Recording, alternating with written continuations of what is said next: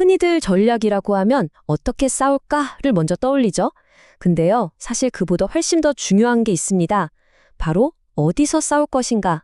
이 전쟁터를 어떻게 정해야 하느냐가 사실상 모든 전략의 성패를 가르는 가장 핵심적인 첫 단추라고 할 수 있습니다. 자, 그럼 이런 질문으로 한번 시작해 볼까요?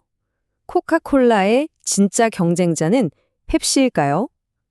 아마 대부분은 당연히 그렇다고 생각하실 거예요. 하지만 정말 그럴까요? 이 간단해 보이는 질문 속에 오늘 우리가 파헤쳐 볼 이야기의 핵심이 전부 담겨 있습니다. 1980년대 코카콜라와 펩시는 그야말로 목숨을 건 전면전을 벌였죠. 우리가 아는 그 유명한 콜라 전쟁입니다. 펩시가 펩시 챌린지라는 블라인드 테스트로 도발하면 코카콜라는 맛을 바꾼 뉴코크로 맞받아치는 시기였어요. 오직 콜라 시장이라는 아주 좁은 전쟁터 안에서 상대방의 점유율을 1%라도 더 뺏어오려는 제로섬 게임에 완전히 몰두해 있었던 겁니다. 그런데 말이죠. 이 두 거인이 서로에게만 모든 에너지를 쏟아붓고 있을 때 정작 그들의 전쟁터 바깥에서는 게임의 판 자체를 완전히 뒤흔들어버릴 엄청난 변화가 조용히 일어나고 있었습니다. 전쟁의 경계가 다시 그려지고 있었던 거죠. 네, 1990년대에 들어서면서부터입니다. 이 둘만의 치열했던 싸움을 순식간에 무의미하게 만들어버릴 수 있는 그런 거대한 흐름이 나타나기 시작한 거죠. 한마디로 기존의 전쟁터가 더 이상 유효하지 않게 된 거예요. 그 변화는 바로 소비자들로부터 시작됐습니다. 사람들이 건강을 생각하기 시작한 거예요. 콜라 대신 생수를 마시고 주스를 찾고 다양한 차 음료를 마시기 시작했죠. 만약 두 회사가 여전히 우리 경쟁자는 오직 콜라 회사뿐이야 라는 그 틀에 갇혀 있었다면 이 시대의 거대한 변화를 그냥 속수무책으로 놓쳐버렸을 겁니다. 바로 이겁니다. 이들이 싸워야 할 진짜 전쟁터는 콜라 시장이 아니라 소비자의 갈증을 해소시켜주는 모든 음료 시장이었던 거죠.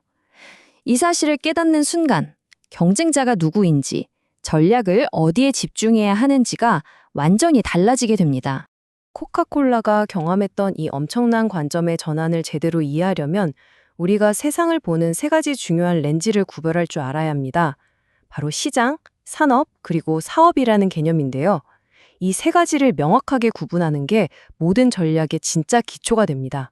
자, 첫 번째 렌즈는 시장입니다. 시장은 아주 간단해요. 철저하게 사는 사람, 즉 구매자의 관점에서 보는 겁니다. 고객이 목마른데 콜라 마실까? 그냥 물 마시지 뭐 라고 생각했다면 그 고객 머릿속에서는 콜라와 물이 같은 갈증 해소 시장의 경쟁자인 거예요. 고객의 필요, 그게 바로 시장의 경계를 결정하는 거죠. 시장이 구매자 관점이었다면 산업은 그 정반대입니다. 공급자의 관점이에요. 비슷한 기술로 비슷한 제품을 만드는 회사들의 모임. 예를 들면 탄산음료 제조업체들 같은 거죠. 근데 이 관점에만 갇히면 아주 위험한 맹점이 생깁니다. 우리랑 기술은 다르지만 고객의 필요는 똑같이 채워주는 그런 무서운 경쟁자를 놓치게 되는 거죠. 그리고 마지막 사업은 개별 기업의 관점입니다. 우리 코카콜라의 탄산음료 사업비처럼 어떤 특정 시장이나 산업 안에서 우리 회사가 하고 있는 바로 그 활동 자체를 말하는 거예요. 이 세 가지 개념을 명확하게 구분하고 시작하는 것. 이게 바로 전략의 첫 단추입니다.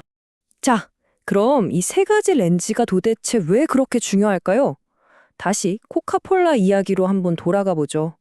내가 지금 싸우고 있는 전쟁터를 이 셋 중에 무엇으로 정의하느냐가 앞으로의 모든 전략 방향을 결정하는 가장 근본적인 출발점이 되기 때문입니다.